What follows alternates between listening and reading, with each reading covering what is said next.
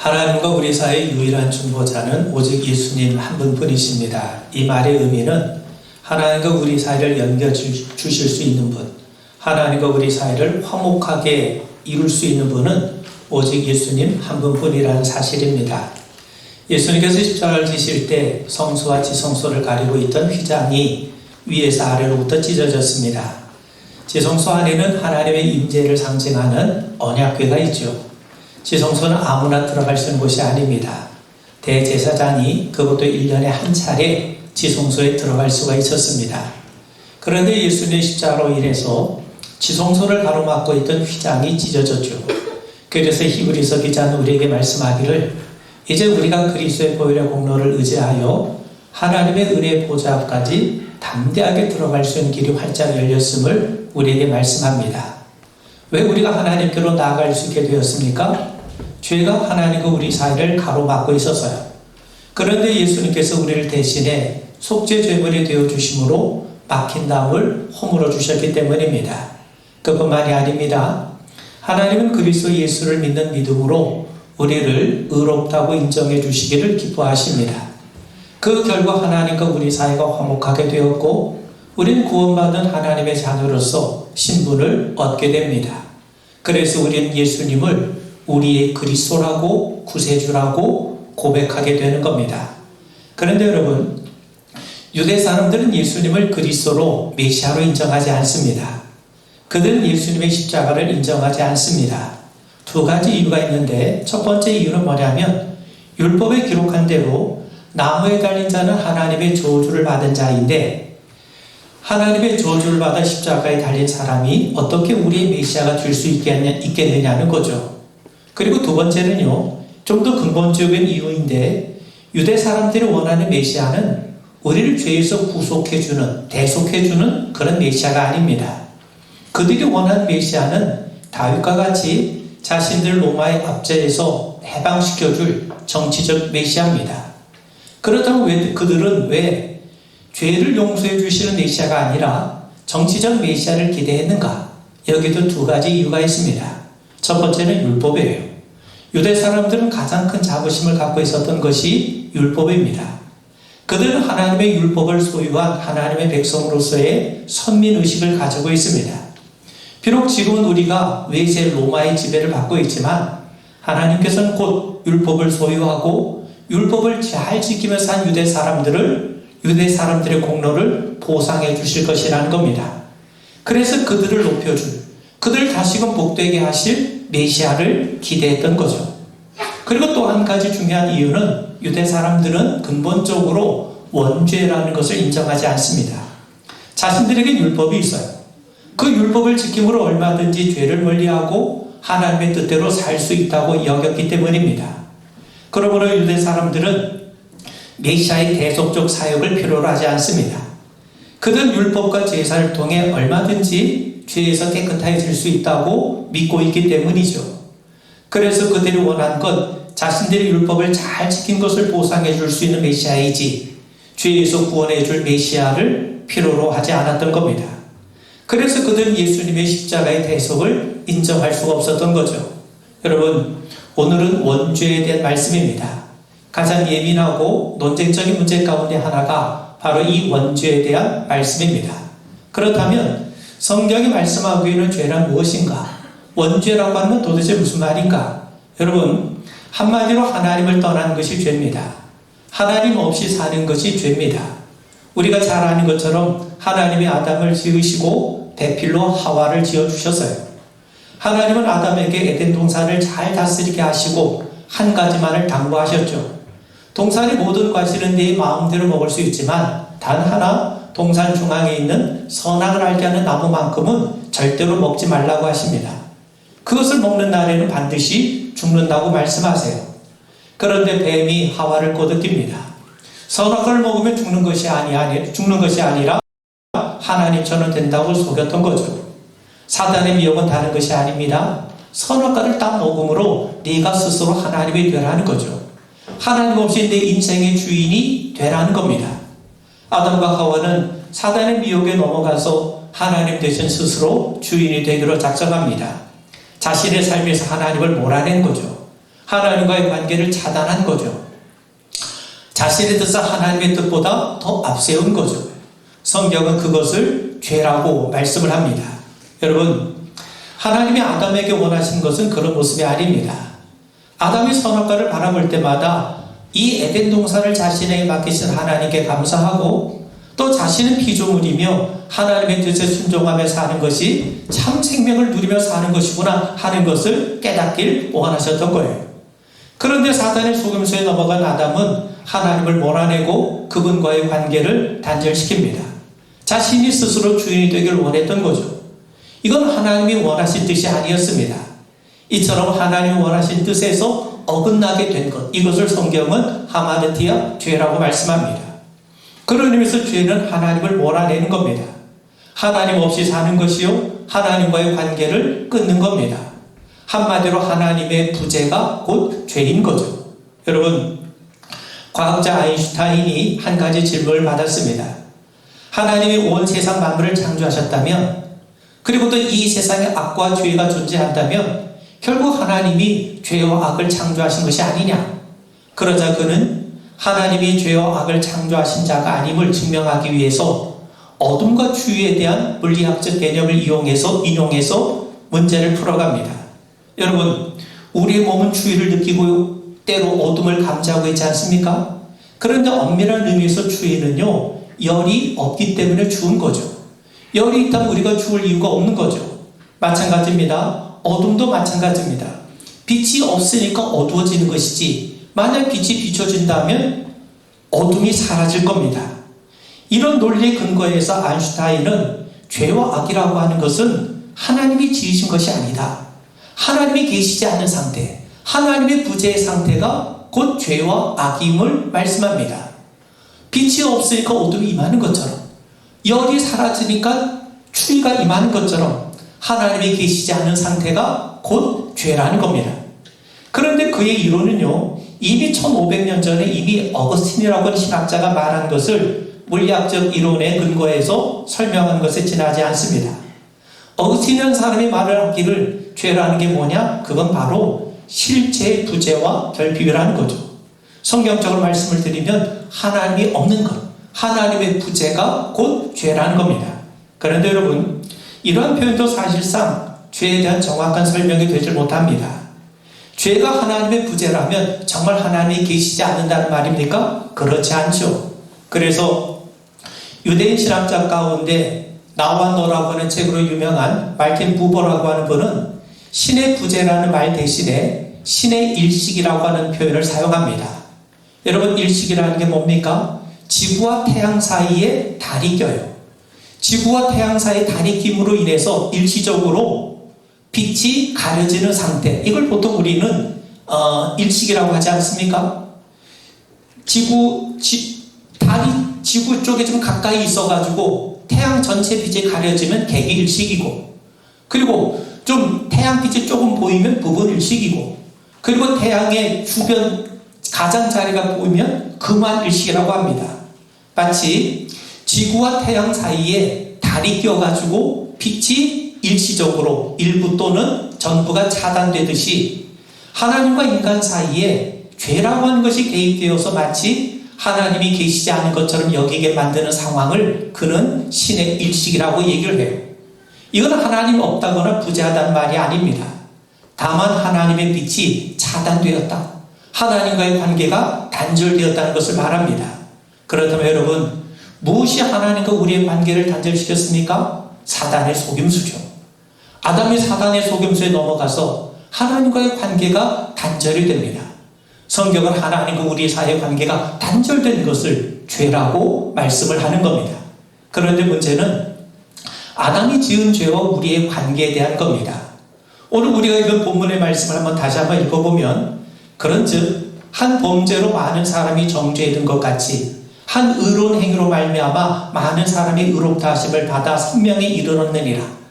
한 사람이 순종하지 아니함으로 많은 사람이 죄인이 된 것 같이 한 사람이 순종함으로 많은 사람이 의인이 되리라. 바울은요, 한 사람의 범죄로 인해서 많은 사람, 곧 우리가 정죄를 받았고 한 사람의 불순종으로 인해서 우리가 죄인이 되었다고 말씀합니다. 한마디로 성경은 인간이 죄인이라고 선언하고 있죠. 그런데 우리가 죄인된 이유가 어디에 있냐면 한 사람의 범죄 때문이라고 말씀합니다. 여러분, 여기서 원죄의 교리가 나오는 겁니다. 여러분, 원죄를 생각할 때 우리는 반드시 두 가지를 생각해 봐야 됩니다.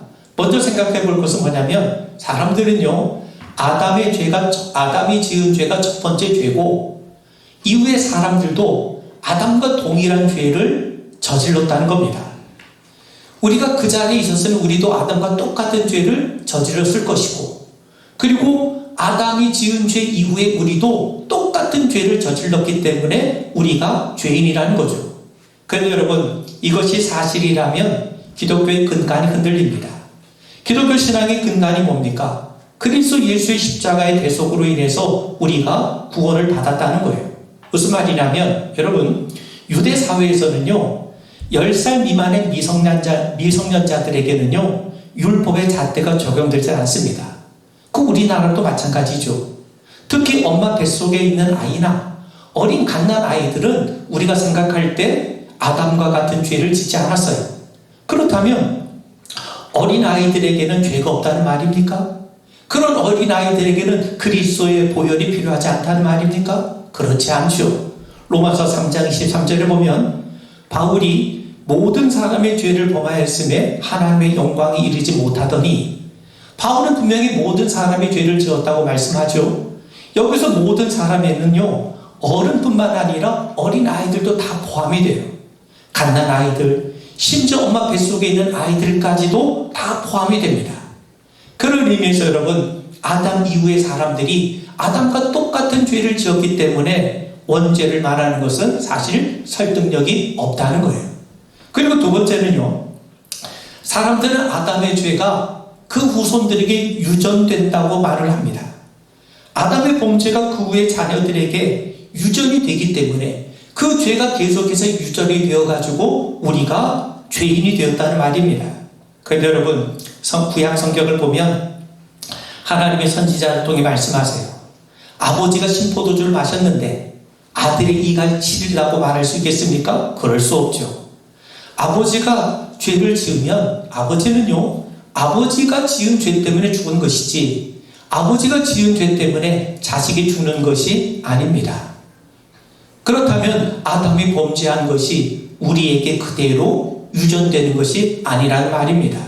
여러분, 아담이 선악과를 따먹고 하나님의 앞에 범죄했다고 해서 우리까지 죄인이 되었다고 한 이 원죄에 관한 말씀은 현대적인 사고와 상식에 맞지가 않죠. 그런데 성경은 분명히 아담의 죄로 인해서 우리가 죄인이 되었다고 분명하게 말씀합니다. 그렇다면 아담이 죄를 지음으로 모든 사람이 죄인이 되었다는 말은 도대체 무슨 뜻입니까? 원죄라고 하는 건 도대체 우리에게 무엇을 말씀하는 겁니까? 바울은요, 우리에게 말씀을 하죠. 여러분, 로마서 5장 12절을 한번 보세요.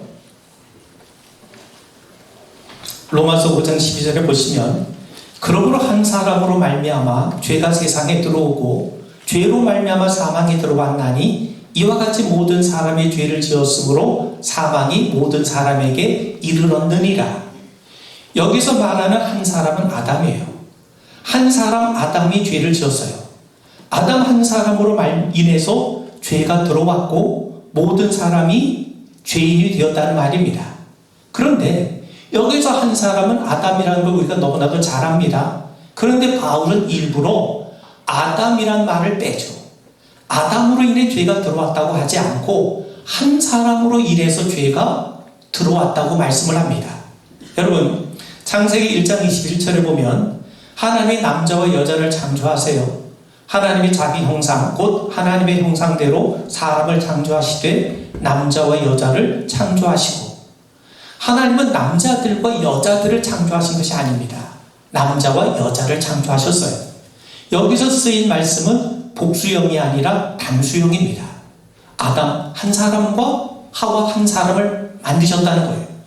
창세기 2장 18절에 보면 하나님께서 아담이 혼자 사는 것을 좋지 않게 여기셔서 돕는 배필을 만드셨는데 아담을 잠들게 하시고 그의 갈빗대를 하나 취하셔서 여자를 만드셔요. 그런 의미에서 여러분, 그리고 그러고 난 다음에 하나님은 아담과 하와를 한 몸 되게 하시고 그 한 몸 된 그들에게서 인간이 태어나게 하십니다. 그런 의미에서 모든 인간은 하나라고 하는 것이 성경이 우리에게 말씀하는 겁니다. 여러분, 아담 이후에 수많은 인종과 민족들이 태어나죠. 언어와 문화를 가진 다양한 인간들이 생겨납니다. 그런데 그들은 모두 한 사람 아담의 후손들이에요. 그런 의미에서 아담은 이후 존재하는 모든 인간을 대표하는 자예요. 또 아담 이후의 사람들은 모두 아담에게서 태어난 후손들입니다. 그런 의미에서 성경이 우리에게 전제하는 것은 뭐냐? 아담과 그의 후손들은 한 몸이라고 하는 것이 성경의 가르침인 거예요. 자, 여러분, 하나님이 아담을 지으실 때 하나님이 원하신 것은 하나님이 아담의 하나님을 섬기고 하나님과 친밀한 관계를 맺고 사는 거예요. 이건 아담만이 아니라 아담에게서 태어난 후손들에게도 하나님께서 원하신 뜻이에요. 그런데 아담이 선악과를 따먹음으로 하나님께 죄를 지었어요. 하나님을 떠났습니다. 하나님과의 관계가 깨어졌습니다. 그 결과 아담의 후손들 역시 하나님과 깨어진 관계에 놓일 수밖에 없게 되었어요. 그래서 모든 사람이 죄인이 되었다고 말씀하는 겁니다. 한 가지 예를 들어보겠습니다. 여러분, 전쟁을 좋아할 국민들은 없어요. 그런데 왕이 전쟁을 선포합니다. 그러면 국민들은 어쩔 수 없이 전쟁에 참여하게 되죠. 왜냐하면 전쟁 결정은 왕이 했겠지만 왕과 국민들은 국가를 기반으로 해서 하나로 결속되어 있기 때문입니다. 다른 나라 왕이 선포했다면 우리가 참여할 필요가 없어요. 그런데 우리나라 왕이 전쟁을 결정하면 왕과 우리 국민들은 그 국가를 기반으로 하나로 결속되어 있기 때문에 전쟁에 참여할 수밖에 없게 되는 거죠. 마찬가지입니다. 아담 한 사람이 죄를 지었지만 그 결과는 모든 인간이 죄를 지은 것이 됩니다. 왜 그러냐면 아담은 개인이지만 인류를 대표해요. 동시에 그의 후손들은 아담과 더불어 하나로 연합되어 있기 때문인 거죠. 그게 바로 성경이 우리에게 말씀하는 내용입니다. 그렇다면 아담의 죄의 결과는 무엇입니까? 바울은 아담의 죄로 인해서 사망이 들어왔다고 우리에게 말씀해요. 여러분, 옛날 고대 사람들은요, 주로 전쟁이 그 공성전 중심으로 이루어졌어요. 성을 굳게 닫아 놓으면 적들이 그 주변에, 성 주변에 진을 치게 되죠. 자, 그런데 예루살렘 성은 워낙 견고하기 때문에 잘 쉽게 함락되지 않습니다. 근데 여러분, 아무리 견고한 난공불락의 요새에 있다 할지라도 안에 있는 어떤 사람이 적과 내통을 해갖고 몰래 성문을 열어줬다고 생각해 보세요. 그러자 적들이 성문을 통해 들어와서 성 안에 있는 모든 주민들을 다 사로잡을 것 아닙니까? 생각해 보세요. 성문을 열어주는 행위 자체는 대수롭지 않게 보입니다. 그런데 그 결과가 무엇입니까? 성 전체가 적의 수중에 넘어가게 되는 거죠. 내가 성문을 직접 열어주지 않았다고 해서 나는 안전합니까? 그렇지 않습니다. 한 사람의 성문을 열어줌으로 인해서 그 성 안에 있는 모든 사람들이 다 적의 포로가 된 것과 마찬가지입니다. 아담이 한 일이 바로 그겁니다. 그가 선악과를 따먹었습니다. 하나님의 말씀을 버리고 사단의 말에 귀를 기울이기 시작했습니다.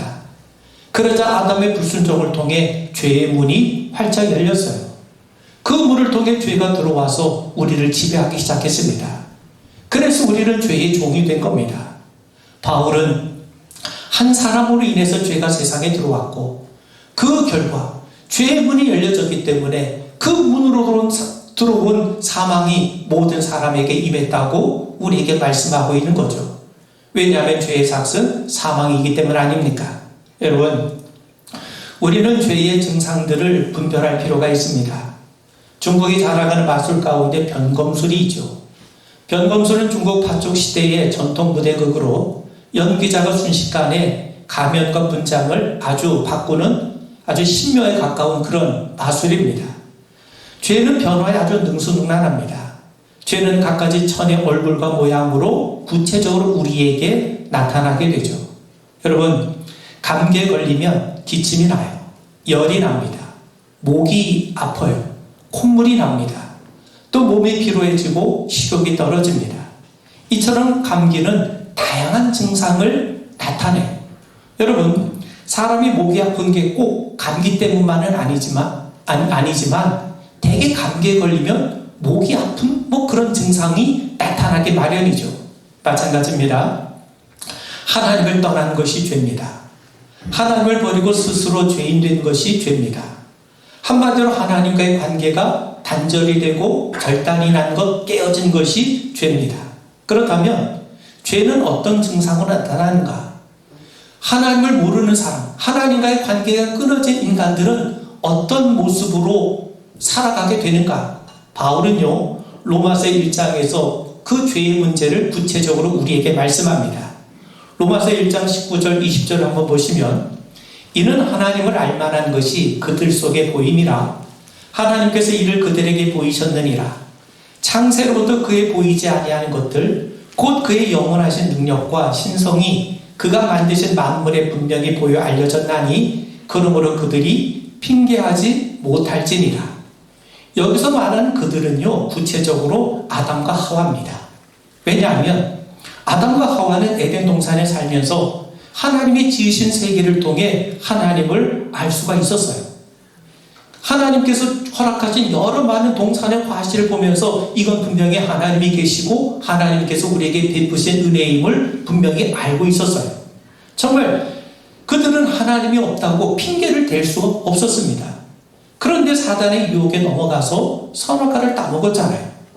그 모습을 바울은 우리에게 어떻게 말씀하냐면 로마서 1장 21절을 보면 하나님을 알되 하나님을 영원롭게도 아니하며 감사하지도 아니하고 오히려 그 생각에 허망하여지며 미련한 마음이 어두워졌나니 하나님이 계심을 알고 있음에도 불구하고 그분을 영원롭게 하지 아니하고 사단의 말에 넘어가 미련하고 어리석은 모습을 보인 것을 우리에게 지적해 준 거죠. 그러면서 아담 후손의 모습들도 나옵니다. 바울은 죄가 어떻게 구체적으로 형태를 드러냈는지를 설명하는데 22절을 보시면 스스로 지혜 있다 하나 어리석게 돼요. 여러분, 하나님이 인간만을 하나님의 형상대로 지으셨어요. 하나님과 교제하고 하나님을 섬길 수 있게 하시고 온 피조물을 다스릴 수 있는 권한도 주셨습니다. 한마디로 하나님이 인간에게 지혜를 주셨다는 말입니다. 그런데 아담과 하와는요, 사단의 속임수에 넘어가서 하나님을 멀리하는데 그 지혜를 사용하고 만 겁니다. 사단의 말을 듣고 하나님을 떠나는데 하나님이 주신 지혜를 사용한 거예요. 이것이 바로 스스로 지혜 있다 하나 어리석게 되어라는 말의 의미입니다. 하나님을 온전히 섬기고 피조물 잘 다스리려고 주신 지혜를 하나님을 멀리하고 떠나는 지혜로 사용했던 거죠. 이것이 바로 어리석은 죄인들의 모습인 거죠. 여러분, 하나님은 인간을 하나님의 형상을 지닌 존재로 피조물을 다스리는 존재로 지으셨어요. 그런데 인간은 그 존귀한 자리를 박차고 나옵니다. 하나님 안에서의 평안과 안식을 거부해요. 하나님이 주신 지혜를 어리석게 사용합니다. 이후 바울은 계속해서 말씀합니다. 로마서 1장 26절에 보면 이 때문에 하나님께서 그들을 부끄러운 욕심에 내버려 두셨으니 하나님이 인간을 그대로 내버려 두셨다는 거예요. 이 말은 인간이 더 이상 하나님의 다스림을 받지 않는 상태에 이르렀다는 겁니다. 이제 하나님을 떠난 인간은요, 마음껏 욕심을 드러내며 살게 됩니다. 여러분, 빛을 떠나면 어둠에 이르는 것처럼 하나님을 떠난 인간은 이제 죄에 사로잡힌 죄를 범하며 살게 되는 거예요. 마치 감기에 걸리면 열과 기침과 같은 다양한 증세가 나타나는 것처럼 하나님을 마음에 두기를 싫어하는 인간들은 이제 불의와 추악과 탐욕과 분쟁과 사기와 악의에 사로잡히는 그와 같은 죄를 범하며 살아가게 되는 겁니다. 여러분, 에덴 동산에 하나님과 친밀한 관계를 맺고 있었을 때 아담에게 부족한 것이 있었습니까? 없었어요. 그는 모든 동산의 과실을 누릴 수 있는 복이 있었습니다. 하나님을 떠났을 때, 하나님과의 관계가 단절되었을 때 땅이 제때 소산을 내지 못해요. 엉겅퀴가 자라기 시작합니다. 그러자 그때부터 인간들은 어떻게 합니까? 자기들이 먹고 살기 위해서 서로 대립하게 되고 갈등하게 되고 욕심을 갖게 되고 또 탐욕에 사로잡히게 되고 또 악의를 저지르게 되고 그런 죄악에 사로잡혀지게 되고 만 것이죠. 여러분, 개수대에 물이 흘러넘칩니다. 걸레로 바닥에 흘린 물을 닦는다고 해서 되는 게 아니죠. 물을 닦아도 계속 물이 흘러넘칠 것이기 때문입니다. 그런 물을 닦기에 앞서 먼저 수돗물을 잠가야 됩니다. 우리는 죄의 현상에만 관심이 있지 죄의 근원적인 본질에 대해서는 별로 관심을 갖고 있지 않습니다. 하나님과 단절된 것이 죄입니다. 그 외에 우리가 보통 죄라고 말하는 것들은요, 모두가 하나님과의 단절이라고 하는 이 뿌리에서 파생된 열매에 불과한 겁니다. 여러분, 바울은 율법이 주어지기 전에는 죄가 죄인지 몰랐다고 그러죠. 율법이 주어지자 죄가 드러났습니다. 도둑질하지 말라는 율법이 주어지면서 도둑질하는 것이 죄라는 것이 드러난 겁니다. 그런데 특정한 율법을 어기는 것이 원죄가 아니에요. 아담의 범죄는요, 율법이 주어지기 훨씬 이전에 일어난 겁니다. 아담의 범죄로 죄의 문이 열렸고 이후 죄가 사망을 무기로 삼아 우리를 협박하며 왕노릇해 왔어요. 여러분, 흘린 물을 닦는 게 문제가 아니라 빨리 수도를 잠가야 되는 것처럼 죄의 문이 활짝 열려놓은 상태에서 아무리 율법이 있은들 어찌 그 율법으로 죄의 문제를 해결할 수 있겠습니까? 그래서 어느 누구도 죄와 사망의 권세에서 벗어날 수 없게 되는 겁니다. 이건 율법으로 해결될 수 있는 문제가 아닙니다. 율법이 주어지기 전에 이미 우리는 하나님과의 관계가 깨어졌다는 사실을 아셔야 됩니다. 그런 의미에서 여러분, 성경이 우리에게 말씀하는 것은 죄의 문제는 인간의 힘이나 노력으로 되지 않고 오직 그리스도 예수의 십자가를 통해서만이 해결되는 거예요. 여러분, 바울이 아그리빠 왕 앞에서 자신을 복음을 변호합니다. 사도행전 26장 17절 18절을 보면 이스라엘과 이방인들에게서 내가 너를 구원하여 그들에게 보내어 그 눈을 뜨게 하여 어둠에서 빛으로 사단의 권세에서 하나님께로 돌아오게 하고 죄 사함과 나를 믿어 거룩하게 된 무리 가운데에서 기업을 얻게 하리라 하더이다. 이스라엘과 이방 사람 모든 인간이 어둠 속에 있고 그 어둠 속은 곧 사단의 권세 아래에 있는 것이라고 말씀하죠. 이것은 아담의 죄로 인해서 소속이 바뀌었다는 말입니다. 주인이 바뀌었다는 말이죠. 빛에서 어둠으로, 하나님에게서 사단으로 주인이 바뀌었어요. 사단은 죄를 이용해서 계속 우리를 죄짓게 만들고 사망을 미끼로 우리를 계속해서 협박해왔습니다. 사단의 세력에서 벗어나지 않는 한, 죄의 세력에서 벗어나지 않는 한 우리는 영원히 망할 수밖에 없게 되는 거죠. 그런데 하나님은 그리스도 예수를 통해 사단의 권세를 깨뜨리시고 하나님께로 돌아올 수 있는 길을 활짝 열어주셨습니다.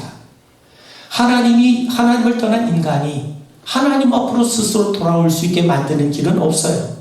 그 길은 하나님만이 열어주셔야 되는 겁니다.